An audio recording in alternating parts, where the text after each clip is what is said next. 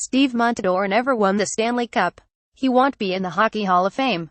He was never even an all-star. And yet, his lasting impact on the game could be even greater than any of those accomplishments. Montador had a long history with concussions in the NHL, a career that spanned 10 seasons with 6 different teams, but through hard work and grit, Montador always seemed to find a way to get himself back on the ice. As his career came to an end, he was not the Monty everyone remembered. After he died in 2015, the Montador family donated his brain to science, where it was revealed the 35-year-old had chronic traumatic encephalopathy, or CTE.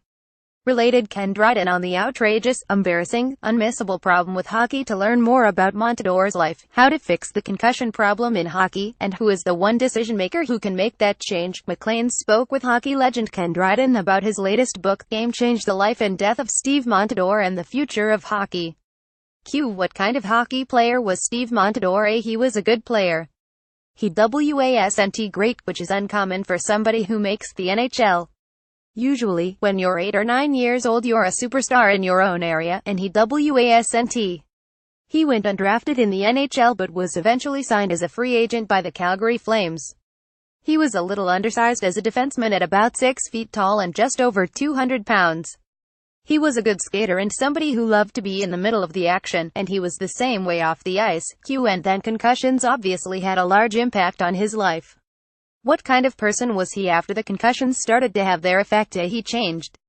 That's what happens when you have brain injuries. We see it in people who are older and they start to lose some of their abilities, and then they start to lose their confidence. Well, a lot of these things were happening to Steve in his early 30s. He was always not only forgetting his keys but had forget where his car was. After he retired, he had a car dealer on speed dial who he would always contact to get him new keys. It's the kind of things when they happen a little bit, they're sort of funny. And then start to be worrying. And then they're not funny at all. Anxiety, depression, a lot of symptoms where you start not to be yourself. By the end, it was very much not Steve. I remember watching Steve Montador during the Calgary Flames Stanley Cup run. The Flames lost in Game 7 of the 2004 Stanley Cup Finals. People used to talk about him as the guy who would give his team his everything. How has giving everything changed from when you played hockey in the 70s to someone like Steve, who gave everything just to make the NHL? How has that everything changed today? Everybody at every stage will give everything. The question is, what is everything? At that time when I was growing up, we played 50 games a year, including exhibition games, regular season, playoffs. You couldn't play more. You couldn't play in the summer, the ice here was gone. There were no hockey schools. We would practice once a week, and we gave everything. Then time passes. Technology allows rinks to stay open and keep their ice. Some people decide if there are camps. Why shouldn't there be hockey camps? We can play hockey in the spring. We can play a little bit in the summer. We can play in the fall. What is there to stop us? Quickly, what becomes the possible becomes the norm. For somebody like Steve as a kid, he was playing most of the months of the year. And when he wasn't playing there was office training. And in the summer, there was off-season training. That everything is really an all-consuming life. Read handling concussions is a team sport. And we all need to be in the game. Are players giving up more of their body, or in Steve's case, his brain, to try and reach that everything? To some extent, yes. If you're a 40-goal scorer, that everything is scoring 40 goals. Historically, if you're a fourth-line player, it meant you were a guy who would give energy to the game. You'd go out as if you're coming out the starting blocks, run around like crazy for 40 seconds and get off to try and generate a boost for your team. And on the fourth line, you'd also have the goons, the specialty fighter. There's a certain moment in a game when the team seems to be dragging and they need the temperature of the game to change, so you go out and start trouble and get into a fight. You do the everything that is there for you to do. Steve's everything wasn't to score goals. You played in the Summit Series of 1972, Canada against the Soviets. How did the tournament affect the way Steve Montador later learned to play the game? Canadians always knew Europeans played differently, but that assumption was that it was inferior. Well then, the 72 series happens and that other style of play is showing itself to be really competitive. Historically in Canadian hockey, the focus was on the puck carrier. He was the great player who'd rush it from end to end. The teammates would be along for the ride to a great extent. The Soviet style of play was the reverse. The most important players are those who don't have the puck. They can go the fastest because they're not held back by carrying the puck. What happens when passing becomes the focus rather than puck carrying? The game starts to move faster. If you're going to be moving faster, you'd better be in shape. Hockey has gone from the equivalent of running a mile to running a 100-meter sprint. The players in the 1950s were playing 2-minute shifts. Now it's 30 seconds. It's a relay race. Q in for Steve Montador, who wasn't even born in '72. Would that mean he's hitting guys at higher speeds? That's part of it. For decades, the most dangerous instrument on the ice was the stick. It was lumber. It was a heavy instrument and you could do heavy damage with it.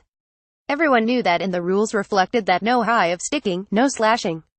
Now, the most dangerous instrument on the ice is the body. With the greater speeds, you have many more collisions and collisions at a greater force. Q, who are you writing this book for? The NHL player of today who has had concussions, the parent of a young player. Is this a hockey book? Sure. It's about a hockey player. Is it about science? It is. And it's about the awkward juxtaposition of science and any activity. We are modern, sophisticated people. We like evidence-based things. Then we get to this very interesting place, where we come to understand all those things, then make the public and decision-makers aware of them. We assume that awareness is by itself the answer, but it isn't, because we aren't the decision-makers. Somebody else is the decision-maker. It drives scientists crazy. They'll do all this research. Why don't people decide to do something? Read former National Hockey League players sue league over concussions. Q, you wrote a book about concussions, but you are not a decision maker. Who is the decider? Who can have an impact? There's really only one decision maker in hockey, and it's NHL Commissioner Gary Bettman. I know Gary Bettman pretty well. I was the president of the Toronto Maple Leafs for 7 years during Gary's time as commissioner. I'm sure when he started as commissioner in 1993, had never imagined that in 2017 he would be the singular decision-maker in hockey, but he is. To me, this is the good news. Gary is completely capable and has the ability, the status and authority to do what needs to be done. The basic problem all the way along with hockey and other sports dealing with head injuries is: what the heck do we do about them? I think what we need is to start at the essence. Hits to head are a bad thing. Hard hits to the head and many hits to the head are very bad things. This is about no hits to the heads, no excuses, and you start there. Chicago, Illinois. Steve Montador during his time with the Chicago Blackhawks. Photo by Bill Smith Alley via Getty Images. Q, if there were no hits to the head in the NHL, no fighting and no finishing your check, is that an NHL that Steve Montador would have been able to make? A maybe. Maybe not. I think yes, but there are some players in the NHL now who wouldn't be. It becomes one of the distracting arguments. They'll say, if the rule changes this way, what about Fred? Fred's a great guy and now he won't have a career. Yeah, Fred is a great guy. But if Fred isn't there's Tom. And Tom's a great guy too. Q, your answer seems quite simple, and there's a decision maker you know personally to some extent in Gary Bettman. How come he won't make these changes? Have you talked to him about this? We've talked about it, and we'll see what happens. The idea of doing this book is when it's done, it's not done. No. To me, when the book is published, that's the beginning. Q, a lot of science is looking for a cure. There are helmets that look to reduce concussions. There are those looking at medicines. Is that the right approach? When you've got a problem, you seek out every answer. As all of us do this, we seek out the most obvious and easiest answers first. The most obvious and easiest answer if you've got a head injury is a better helmet. The problem is there's no evidence that it is the answer. I've watched a couple equipment manufacturers make presentations. They're very slick, they're very well done, and they usually start with the same disclaimer: there is no evidence that helmets reduce the frequency of concussions. Then, they'll go on for the next 10 minutes about the new technologies and materials. You come away going, isn't this amazing? It's so amazing you forget the opening line, that it doesn't do anything. It has no impact on concussions. Q, is there something hockey moms can do to address this problem? They watch. They live with their kids. If you're a parent, you worry. That's what you do, that's your job. You can decide that you do know something about what's going on, even if the message back is, what do you know? You never played the game. One of the things that comes to mind to me all the time is one of the great social public organizations of our time, Mothers Against Drunk Driving. For decades, who are the drivers? Boys and men. What do boys and men do? They drink. Then they do them together. And you've got drinking and driving, but boys will be boys. Until at some point, some mothers said that's not good enough.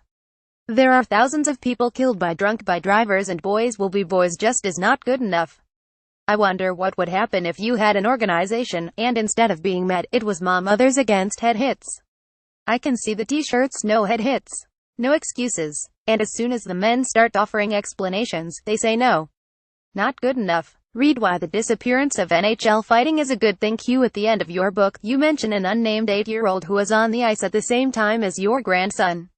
He's skating around and having the time of his life. What do you want him to get from the book, or what do you want his mom or his coaches to get from the book? Every local arena has at least one of these kids. This kid could fly. He virtually could do anything he wanted to on the ice, and you could see the excitement in his face that he could do all this. You watch him and you think, wow, what is he going to be like 2 years from now, 5 years from now? But you also know there will be setbacks along the way. He's going to get injured somewhere down the line. Will some of the spark go out? Will some of that joy leave his body? It's very likely at some point he'll get a concussion. What I would hope for his parents and for his coaches is first of all to say there is another way to play. It can be a game that is just as exciting to play and watch, but is also safer to play. For those parents, I hope they come away from this knowing what the stakes are. Steve Montador was an everyman player who was getting everything out of playing a game that you could hope for your kid. Your kid could get all that, but without living with the kinds of consequences that Steve did. The choice isn't this game or no game. Never allow your coaches or the officials in your league to forget that. This interview has been edited and condensed for clarity.